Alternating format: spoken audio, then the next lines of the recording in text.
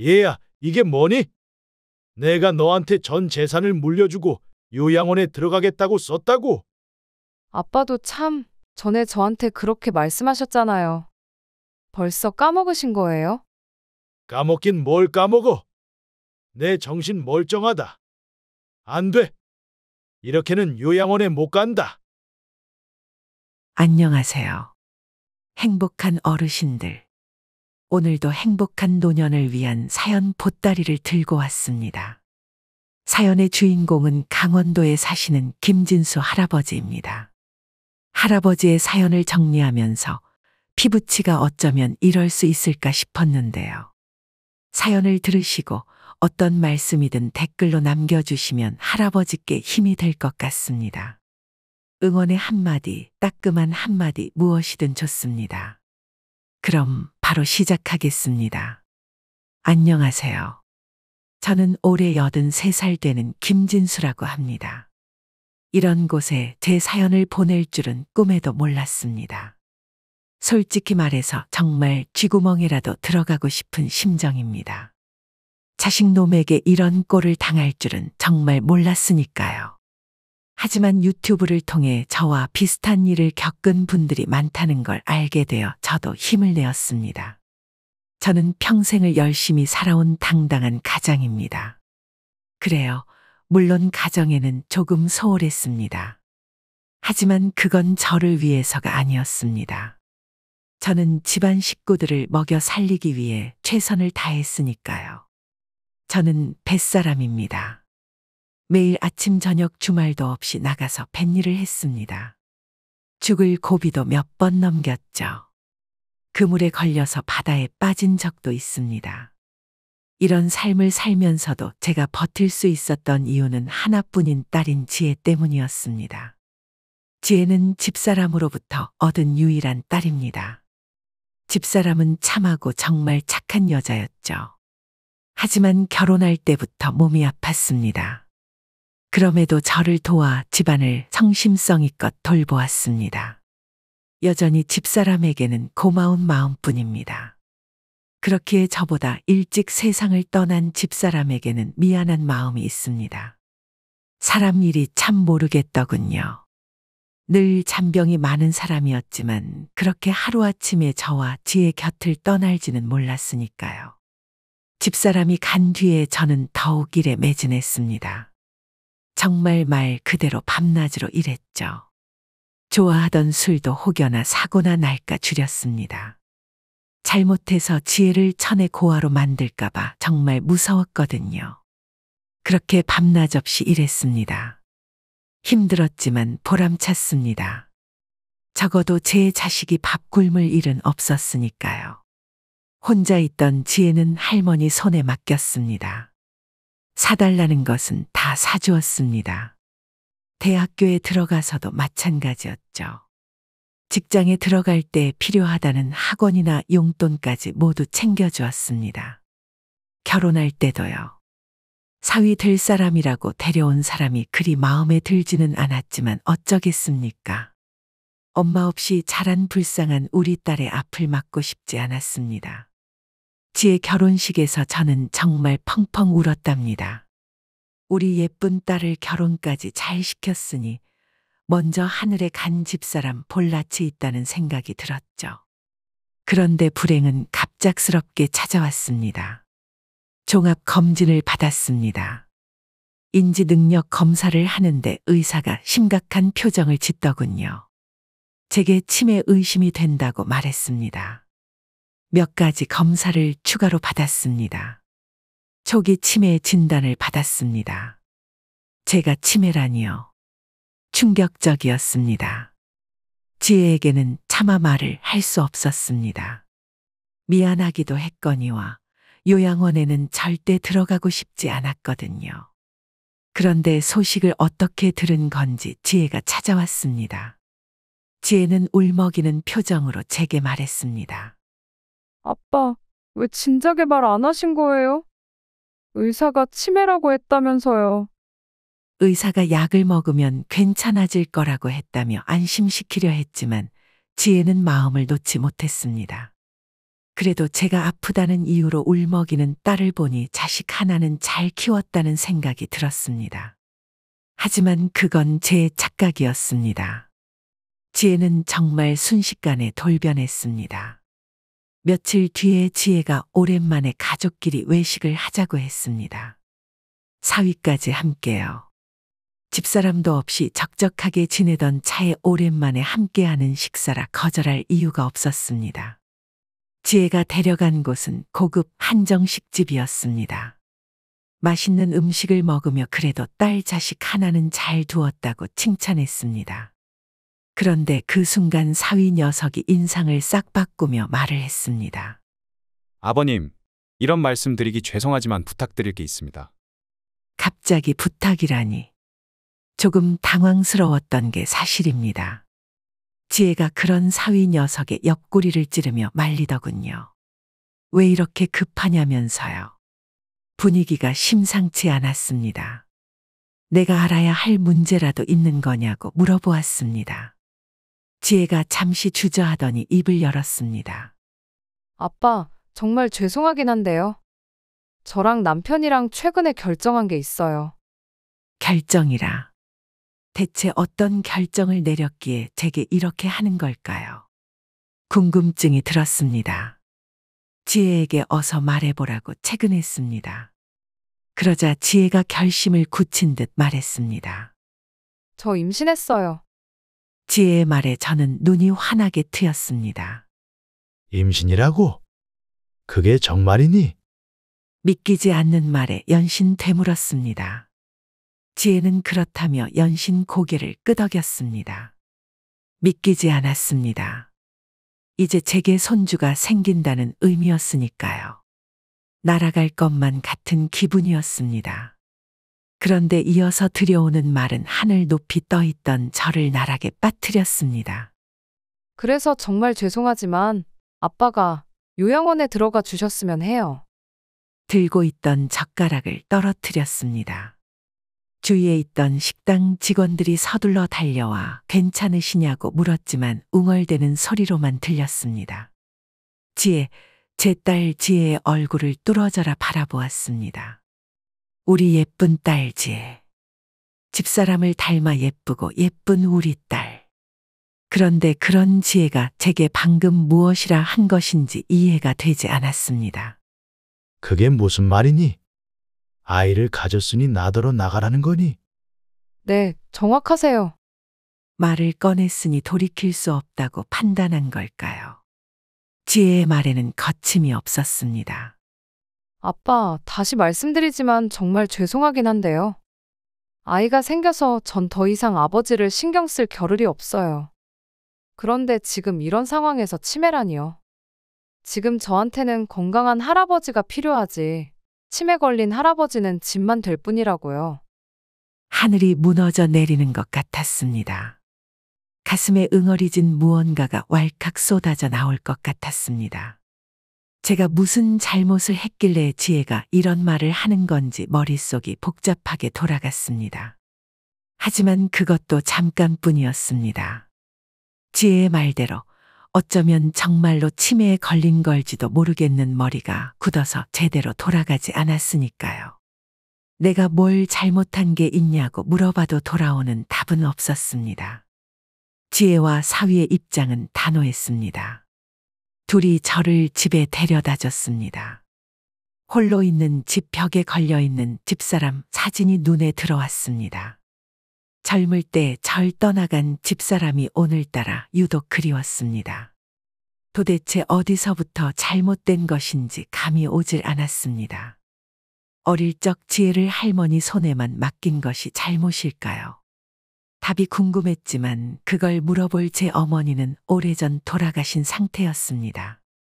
만약 제가 정말 요양원에 가야 한다면, 그러니까 사랑하는 지혜를 위해 가야 한다면 지금 가진 재산은 어떻게 처분해야 할지 고민이 되었습니다. 뱃일하면서 틈틈이 모아둔 돈이 다행히 어느 정도 있었거든요. 거기에 지금 사는 집도 있고요. 차디찬 냉수를 마셔도 머리가 명쾌해지지 않았습니다. 그렇게 머리가 멍한 채로 잠이 들었습니다. 다음 날 아침 요란한 휴대폰 벨 소리에 눈이 떠졌습니다. 침침한 눈으로 화면을 보니 지혜더군요. 얼른 전화를 받았습니다. 어젯밤 가슴에 송곳을 박은 자식이지만 어쩌겠습니까? 하나뿐인 딸의 목소리는 정말 소중하고 달콤한 것인걸요. 하지만 지혜로부터 들려오는 소식은 정말이지 끔찍했습니다. 아빠, 저랑 같이 요양원에 가요. 요양원이란 말이 벌컥 화가 치밀었습니다. 고함 한 번 쳐본 적 없는 딸아이였지만 자기 부모에게 이런 식이라니요. 그러나 이번에 지혜는 저에게 달콤한 사탕을 내밀었습니다. 너무 서운해하지 마세요. 저도 아빠한테 어제 말씀드린 게 신경 쓰여서 밤잠도 못 잔걸요. 그래서 나름 도와드리려는 거예요. 실버타운은 못 보내드려도 아빠가 들어가실 요양원만큼은 직접 선택하시라고요. 끝나고 오랜만에 부녀끼리 데이트도 하고요. 지혜의 말은 결국 제가 들어갈 곳을 직접 고르라는 것이었습니다. 묫자리가 아무리 좋아봐야 뭐 하겠습니까? 결국 묫자리죠. 정말 싫었습니다. 하지만 지혜가 덧붙인 오랜만에 부녀끼리 시간을 가지자는 말은 거부할 수 없었습니다. 딸의 말대로 만에 하나 정말 제가 요양원에 들어가게 되면 이런 시간도 모두 정말 소중해질 테니까요. 그렇게 함께 둘러본 요양원은 그리 나쁘지는 않았습니다. 모두 친절해 보였죠. 하지만 아무리 좋은들 뭐 하겠습니까? 마치 유기견 보호소의 주인 따라온 개의 기분이었습니다. 모든 일정이 끝나고 지혜와 저녁을 먹었습니다. 어때요? 딸하고 같이 드라이브 하니까 좋죠? 나쁘다고 할 수는 없었습니다. 좋았던 건 사실이니까요. 하지만 머리가 복잡했습니다. 정말 이게 딸과 저를 위한 길인가 싶었습니다. 지혜를 위해서라면 뭐든 할 수 있었습니다. 하지만 이건 정말 아니라는 혼란이 머리를 잠식했습니다. 그렇게 밥이 목으로 넘어가는지 코로 넘어가는지 모르겠는 식사를 하고 바깥으로 나왔습니다. 지혜가 곧바로 차를 몰았습니다. 아빠, 그런데 말이에요. 어지럽던 머리에 지혜의 사근사근한 목소리가 들려왔습니다. 딸아이는 운전하느라 앞을 바라보고 있었습니다. 집사람의 옆얼굴을 꼭 닮은 모습이었죠. 아빠 요양원에 들어가시기 전에 유산 처리를 먼저 했으면 해요. 정말이지 믿지 못할 말이었습니다. 유산처리라니요. 그러니까 누구의 유산을 처리하겠다는 거냐? 제 물음에 지혜는 당연한 것 아니냐는 듯 어깨를 으쓱였습니다. 누구 유산이긴요. 당연히 아빠 유산이죠.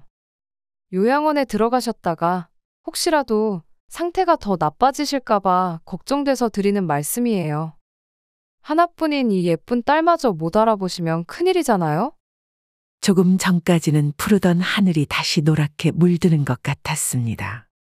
그러니까 지혜는 지금 벌써 제가 죽은 다음 일을 생각하고 있는 거였습니다.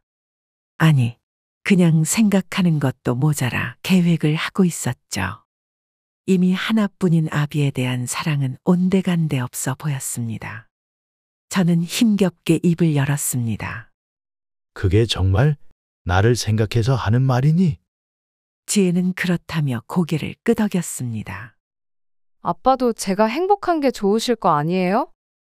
이제 곧 아기도 태어나고 전 제 아이한테 최대한 좋은 걸 해주고 싶어요. 그러기 위해선 돈이 필요하고요. 아빠의 유산이 아기와 저를 위해 제일 좋은 방법이에요. 그렇다면 나는 이라는 말이 목구멍까지 차올랐습니다. 어떻게 하나뿐인 가족이 이리도 비정할 수가 있을까요? 저는 말을 고르고 고르다가 겨우 소리를 내었습니다. 혹시 내가 너한테 뭘 잘못한 거냐, 지혜야? 그러지 않고서야 왜 이렇게 날 곧 죽을 사람 취급하는 거니? 제 말을 들은 지혜는 잠시 눈을 끔뻑였습니다. 뭐하러 그런 소리를 하냐는 듯한 눈치였습니다. 섭섭하게 말씀을 왜 그렇게 하세요? 전 그냥 아빠 없는 세상을 어떻게든 잘 살아보려는 것뿐이에요. 힘들긴 하겠지만 아빠가 절 도와주시면 더 좋잖아요. 네, 지혜의 마음속에서 전 이미 죽은 사람이나 다름없었던 겁니다. 그러니까 오늘 하루 종일 지혜는 산송장과 요양원에 가고 데이트를 한 거였죠. 하늘이 무너져 내리는 것 같았습니다. 하나뿐인 자식이 저를 이렇게 취급하다니요. 저는 지혜를 진심으로 사랑했습니다. 하나뿐인 딸이니 당연했습니다. 요양원에 가는 건 죽는 것보다 싫었지만 이 또한 자식을 위한 부모 노릇이라고 생각하려 했습니다. 하지만 이제 보니 아니었습니다. 자식이 절 사랑하지 않는데, 부모 취급조차 하지 않는데 제가 왜 사랑해야 한단 말입니까? 아니, 사랑하지 않는 걸 넘어 전 지금 사람 대우를 받지 못하는 거였습니다. 지혜에게 전 이미 죽은 존재였으니까요. 저는 더 이상 참을 수 없었습니다. 차 세우거라. 지혜는 무슨 소리냐며 무시하려 했습니다. 하지만 전 단호하게 다시 말했습니다. 차 세워. 제가 고함을 지르자 지혜는 깜짝 놀라 그제야 심각성을 파악한 것 같았습니다. 뒤도 돌아보지 않고 바로 차에서 나왔습니다. 집까지 어떻게 찾아가야 할지도 막막한 모르는 동네였습니다. 지나가는 택시 하나를 닥치는 대로 붙잡았습니다. 지혜가 뒤따라왔습니다. 그래도 역시 자식이라 절 걱정하는 건가 싶었습니다. 아빠, 창피하게 왜 이러는 거예요? 제 말에 서운하셔서 그래요? 저에 대한 걱정이 아니었습니다. 지혜는 뼛속까지 자기 생각뿐이었습니다. 전 택시 기사님에게 곧바로 집 주소를 불렀습니다. 유리창 너머로 지혜가 소리치는 게 들렸지만 무시했습니다. 저는 방금 막 자식 하나를 버렸으니까요. 그 뒤로 지혜로부터 정말 많은 연락이 왔습니다. 때로는 사위까지 동원해서 오더군요. 하지만 집을 찾아와도 전화를 아무리 걸어도 전 모두 무시했습니다. 흔히들 주변에서 말씀하십니다. 자식을 잃는 고통은 그 무엇에도 비할 수 없다고. 지금 제가 그런 심정입니다. 전 아직 살아있는 자식을 눈앞에서 잃고 말았습니다. 여전히 지혜는 살아있고 제게 전화도 걸지만 전 녀석과 대화를 나눌 수 없습니다. 왜냐하면 지혜가 절 죽이려 들기 때문입니다. 재산을 하나 둘씩 처분했습니다. 저금해 놓은 돈으로는 실버타운 입주를 얼마 전 신청해 놓았습니다. 재산을 모두 정리하는 대로 곧바로 들어갈 수 있도록 말입니다. 강원도 공기 좋은 곳에 자리 잡은 타운입니다. 털어놓고 말씀드리자면 전 실버타운에 들어가고 싶지 않습니다. 요양원보다는 낫지만 결국 죽으러 가는 기분이 들기 때문입니다. 하지만 말입니다. 지금 바깥에 있으면 매일 같이 집에 찾아오는 지혜를 봐야 합니다. 저에게는 그게 더 힘이 듭니다. 지혜가 저에게 하는 말들은 정말 다양합니다. 어느 날에는 곧 태어날 손주를 버릴 생각이냐며 애걸하기도 하고, 어느 날에는 그러고도 아빠가 부모냐고 욕을 하기도 합니다. 전 그런 녀석의 문자에 단 한 번도 답을 한 적이 없습니다. 얼마 전에는 집에 우편이 왔습니다. 유언장이더군요. 제가 쓴 게 아닌 지혜의 작품이었습니다. 모든 재산을 딸에게 상속한다는 내용이었고요. 저는 그것을 불태워버렸습니다. 이미 제게는 죽은 자식이니까요. 지혜가 저를 산송장으로 취급하는데 저는 그러지 못하리라는 법이 어디 있습니까? 전화가 오길래 유언장 이야기를 따져 물었더니 오히려 요사스러운 말을 하더군요. 아버지가 남기고 간 유언장 아니냐며 말이죠. 섬뜩한 마음에 얼른 전화를 끊어버렸습니다. 그게 딸과 마지막 통화입니다. 실버타운에 가져갈 짐을 준비하라는 연락을 최근에 받았습니다. 하지만 제게 가져갈 짐이라고는 하나뿐입니다. 집사람의 고운 모습이 담긴 액자이지요. 잔잔히 웃고 있는 집사람의 사진을 보다 보면 왈칵 눈물이 납니다. 자식 교육을 잘못 시켜 이 모든 일이 벌어진 것 같아서 말이죠. 저는 지혜와 대화를 하는 것이 두렵습니다. 이미 저를 직접 데려다 요양원에 넘기려고 했던 아이입니다. 이제 다시 사위와 딸을 만나면 어떤 꼴을 당하게 될까 정말로 두렵습니다. 사람의 인생이라는 게 정말 변화무쌍합니다. 젊었을 적에는 배를 타며 바다를 누볐지만 이제는 강원도 산골에 조용히 들어가야 하니 말이죠. 만약 지혜가 제게 정말 죄송하다며 도움을 구했다면 요양원이든 유산이든 다 주었을 겁니다. 하지만 지혜는 제게 마치 돈을 맡겨놓은 빚쟁이처럼 굴었습니다. 저는 생전 온갖 사람을 만나왔지만 지혜처럼 무서운 존재는 처음이었습니다. 그 점이 제게는 너무나 서럽고 한스럽습니다. 여전히 걱정은 많습니다. 제가 죽고 나면 어떻게 될지, 지혜가 저희 장례를 치러주기는 할지 말입니다. 하지만 그때마다 마음을 굳게 먹고자 합니다. 지혜의 차에서 내리던 순간 그때를 기억합니다. 지혜는 저를 버리려 했습니다. 아니, 정확히는 모든 것을 빼앗고 말려서 죽이려 했습니다. 저는 저를 죽이려고 한 사람에게서 벗어난 것뿐입니다. 여전히 모든 것이 꿈처럼 몽롱합니다. 집사람의 모습이 담긴 액자 뒤에는 지혜의 어릴 적 사진이 조그맣게 있습니다. 그걸 매만지며 매일 밤을 눈물로 지새웁니다. 사람의 인생이 어찌 이럴 수가 있는지 하늘이 원망스럽기도 합니다. 다음으로 두 번째 사연을 낭독해 드리겠습니다. 사연의 제목은 재혼, 절대 반대.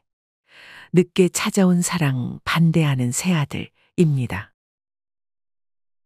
어머니 정말 너무하신 거 아니에요? 재혼하시겠다니요. 그것도 자식이 둘이나 있는 아저씨랑.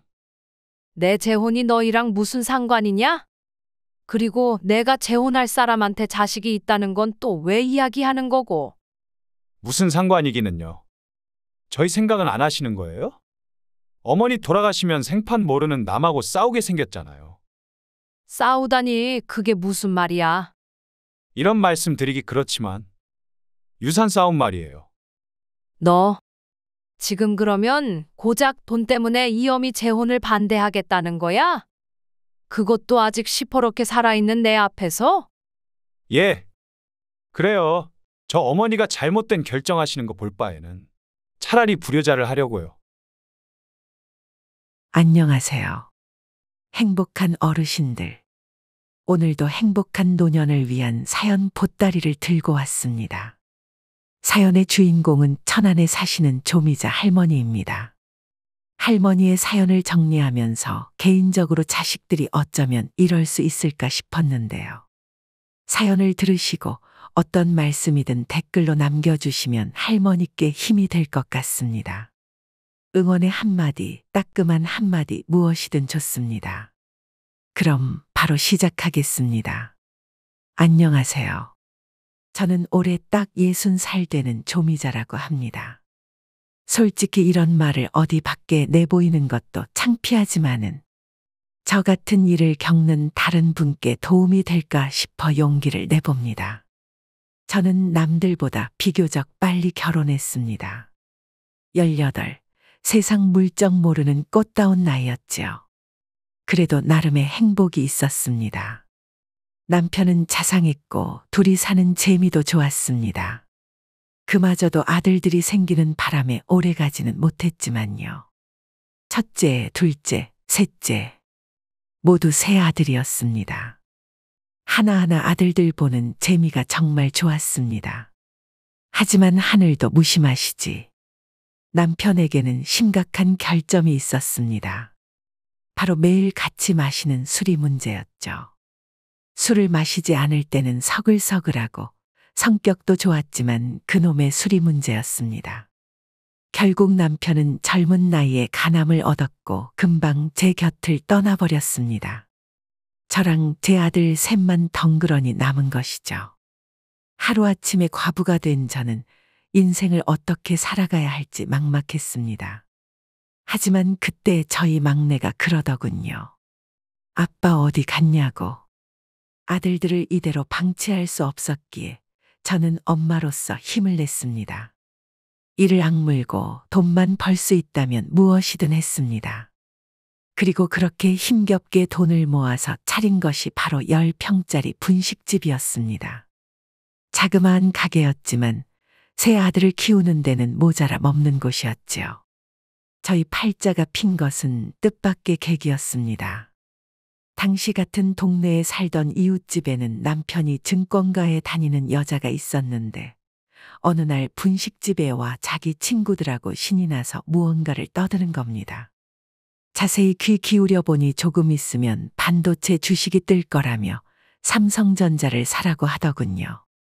정작 그 친구들은 여자의 말을 귀 기울여 듣는 것 같지는 않았습니다. 하지만 저는 아니었죠. 해서 많은 돈은 아니었지만 조금씩 모았던 쌈짓돈으로 삼성 주식을 샀었습니다. 당시에는 앞길이 워낙 막막하다 보니 지푸라기라도 잡는 심정으로 산 거였죠. 그런데 웬걸, 시간이 지날수록 주식이 오르는 게 아니겠어요. 해서 여윳돈이 생기는 대로 주식을 차곡차곡 모았습니다. 결과적으로는 주식이 한창 비쌀 때 팔아서 그때 분식집을 하던 3층짜리 허름한 건물을 살 수 있었죠. 요즘과는 다르게 건물값이 저렴해서 가능한 일이었습니다. 그렇게 한숨 돌리며 살고 있었는데 시간이 지날수록 건물값이 오르더군요. 해서 아예 분식집을 정리하고 세를 주고 살기 시작했습니다. 그 사이 아들들은 모두 대학에 진학해 과외나 아르바이트로 틈틈이 살아가고 있었고요. 그 사이 여러 차례 주변을 통해 재혼 권유를 받았지만 모두 거절했습니다. 다 큰 자식 보기 부끄럽다는 게 이유였죠. 하지만 실은 또다시 사별할까 무서워서였습니다. 사랑하는 사람을 또다시 잃기는 정말 싫었거든요. 건물세로 들어오는 돈은 모두 자식들이 필요할 때마다 아끼지 않고 지원했습니다. 아들들의 결혼이나 사업 등등. 온갖 필요로 제게 손을 벌릴 때마다 저는 거절하지 않았죠. 부모로서 제 마음을 모르는 분들은 없으시리라 생각합니다. 제 하루 주요 일과는 건물 앞을 청소하는 겁니다. 아무래도 제 건물이니 잘 관리해야 한다는 의무감이 생겨서이죠. 해서 보통 사람들은 제가 건물 주인이라고 생각하지는 않습니다. 그냥 청소하는 할머니 정도로 생각하죠. 그런 어느 날이었습니다.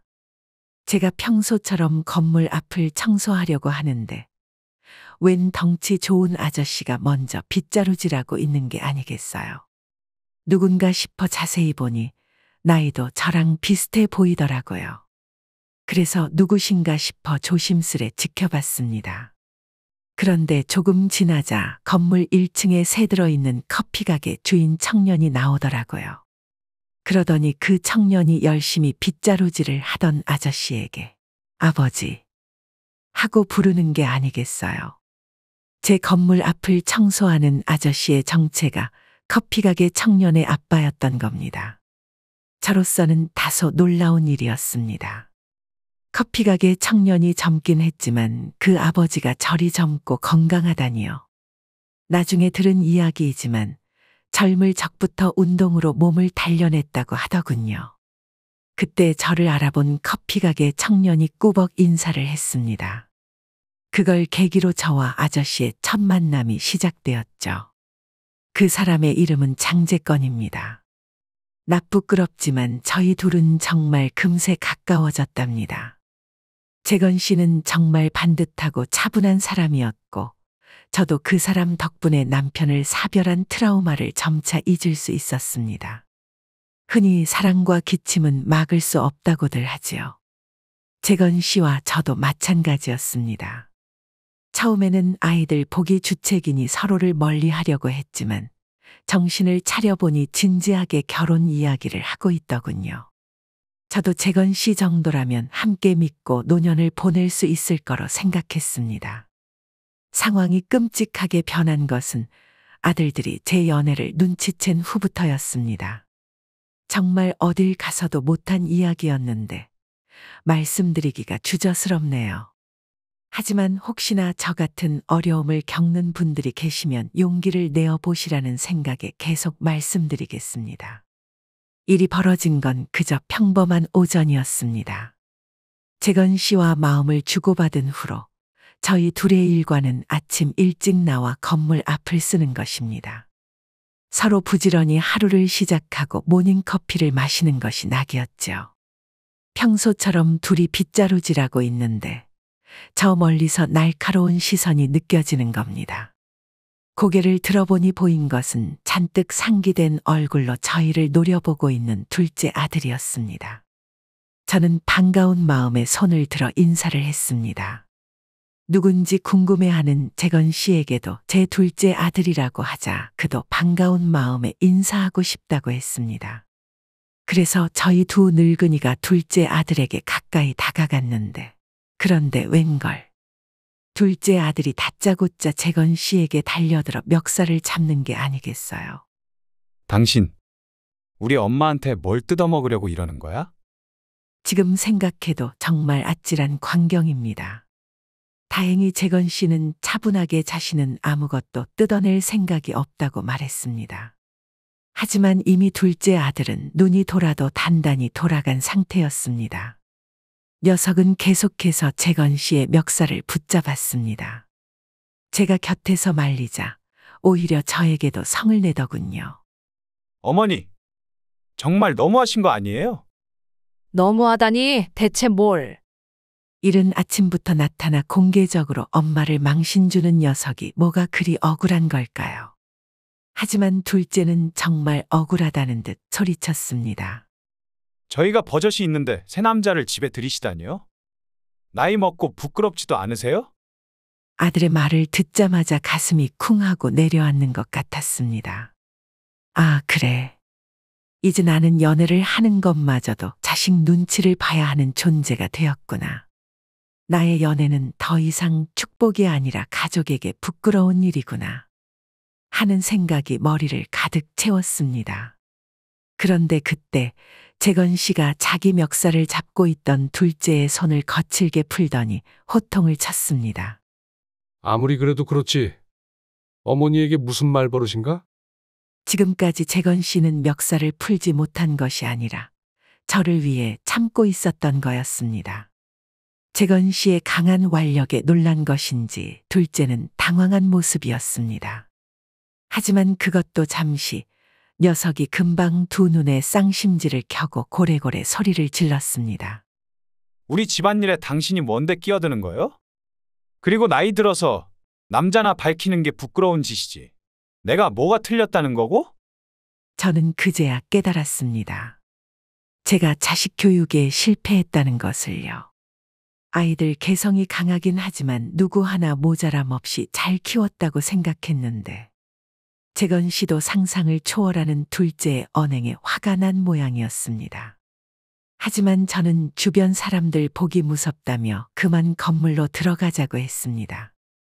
저와 재건 씨가 건물로 향하자 둘째가 곧바로 쫓아오려 했습니다. 하지만 저는 그런 둘째를 밀어내었습니다. 엄마가 그렇게 부끄럽다며 어미 건물에는 왜 오려는 거니? 저로서는 당연한 이야기를 한 것이었습니다. 원래라면 내가 후레자식을 키웠다며 뺨이라도 한 대 올려치고 싶었지만 꾹 참은 것이죠. 그런데요, 둘째의 언행은 여전히 상상을 초월했습니다. 이게 왜 어머니 건물이에요? 저희 건물이지. 저는 너무 어이가 없어 순간 뭐 하고 되물었습니다. 이 건물이 왜 네 건물이니? 내가 평생을 피땀 흘려 올린 것인데. 물론 내가 죽고 나면 너희가 나누어 가질 수 있겠다만 그것도 순전히 내 뜻에 달린 것이지. 내가 멀쩡히 살아있는데 어떻게 저런 말을 한단 말입니까? 하지만 둘째는 여전히 당당했습니다. 이미 형하고 동생이랑은 합의를 봤어요. 어머니 돌아가시고 나면 이 건물은 저희 셋이 나눠 먹을 겁니다. 1층은 첫째 형이, 2층은 제가, 3층은 막내가 갖기로요. 그러니까 아저씨는 남의 재산 탐내지 말고 빠져요. 저는 충격의 말을 잇지 못했습니다. 악이라도 지르고 싶었는데 목구멍이 턱 막힌 느낌이었습니다. 네, 맞습니다. 둘째는 지금 단순히 제가 연애를 해서 이 난리를 치는 게 아니었습니다. 자기들이 나눌 재산이 혹여나 재건 씨에게 갈까 두려운 것이었습니다. 게다가 둘째의 말을 들어보니 이건 단순히 녀석만의 생각이 아닌 게 분명했습니다. 제가 멀쩡히 살아있는데 셋이 자기들 몫을 나누고 있었다니요. 이건 패륜이자 평생 자기들을 위해 헌신해온 어미에 대한 배신이었습니다. 손이 파르르 떨렸습니다. 우라가 치밀어 울고 싶었지만 둘째의 말에 뻥 뚫려버린 가슴이 시렸습니다. 지금 당장 여기서 나가게. 그러지 않으면 경찰에 신고할 걸세. 제 상태를 확인한 재건 씨가 저를 대신해 둘째에게 경고했습니다. 둘째는 당신이 뭔데 나서냐며 한 차례 더 난동을 부렸지만 제가 조용히 재건 씨의 손을 붙잡자 물러났습니다. 하지만 녀석은 마지막까지 이죽되는 식으로 말했습니다. 곧 형하고 막내도 데려와서 이 꼴을 보여줄 겁니다. 다른 사람도 아니고 어머니가 저희를 이렇게 배신할 줄은 몰랐네요. 당장 나가. 라고 하고 싶었지만 힘이 없었습니다. 그렇게 며칠을 쓰러지듯 집에만 있었는지 모르겠습니다. 곁에서 재건 씨가 저를 간호해준 덕분에 버틸 수가 있었습니다. 아들의 패륜적인 행동에 상처받았지만 아이러니하게도 곁에 있는 재건 씨의 진실된 사랑을 느낄 수 있었죠. 하지만 행복의 단맛은 금방 사라졌고 둘째는 자기가 한 말을 지켰습니다. 기어이 3형제가 제게 온 것입니다. 아들들이 온다는 소식에 재건 씨는 제 곁을 지키겠다고 했습니다. 어떤 망신을 당하더라도 당신 혼자 힘든 것보다는 낫지 않겠냐면서요. 그 마음이 정말 고마웠습니다. 제게도 희망은 있었습니다. 믿음직한 첫째와 사랑 많은 막내를 내심 신뢰했기 때문입니다.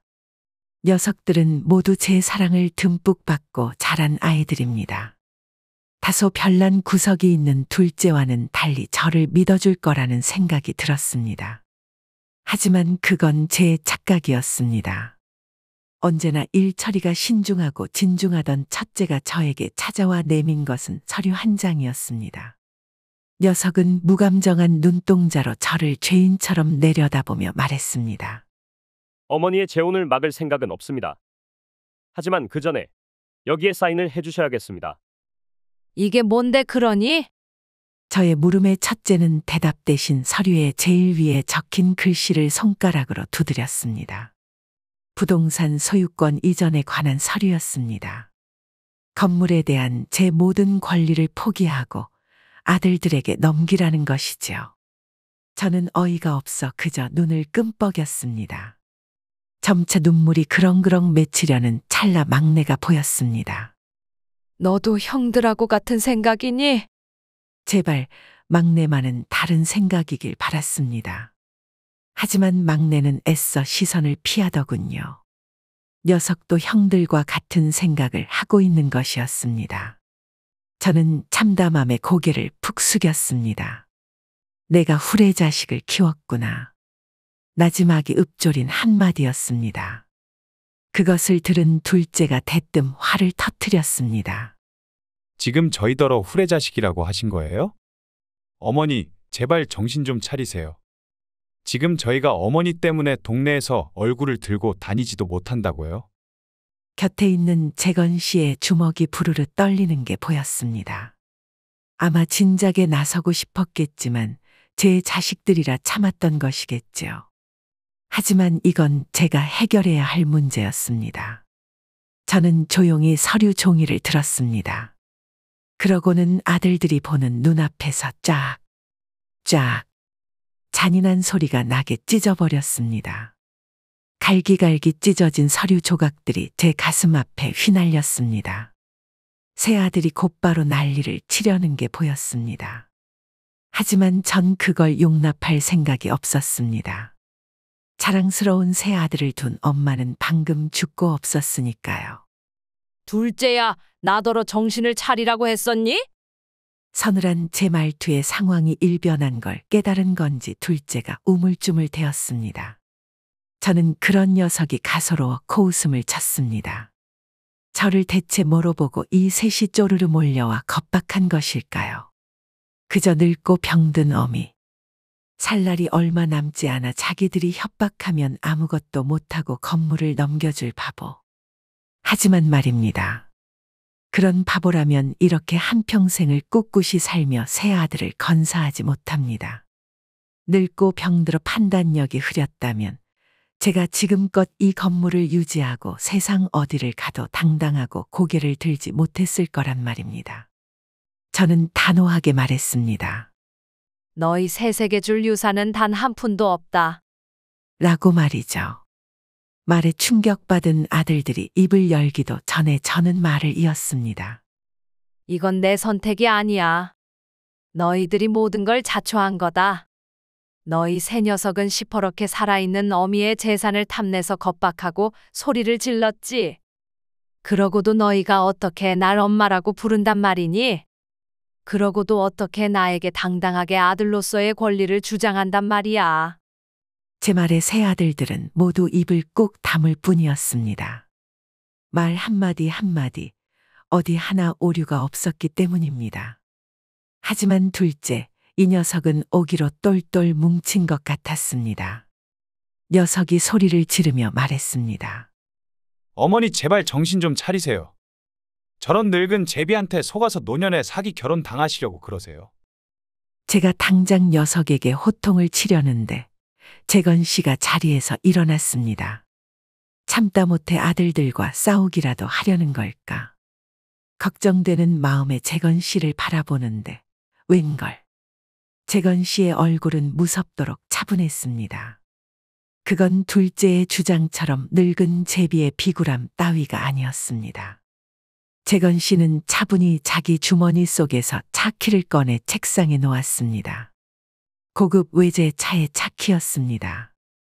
저는 평소 재건 씨와 동네를 산책하는 데이트만 했기에 차를 볼 기회가 없었습니다. 재건 씨도 딱히 그런 것을 자랑하지 않았고요. 재건 씨가 당당하게 말했습니다. 지금 당장 보여줄 게 이것뿐이라 미안하군. 하지만 난 자네들이 생각하는 그런 종류의 인간이 아니야. 비굴하게 여자 등골이나 빨아먹는 사람이 아니란 말일세. 나에게도 건물이 있네. 번화가에 총 10채가 있지. 2개 빼고는 자식들에게 물려준 상태라 내가 굳이 살피지는 않네. 이 집 1층에 새 들어있는 아들도 그 건물주 중 하나지. 녀석은 날 닮아 부지런한 게 장점이야.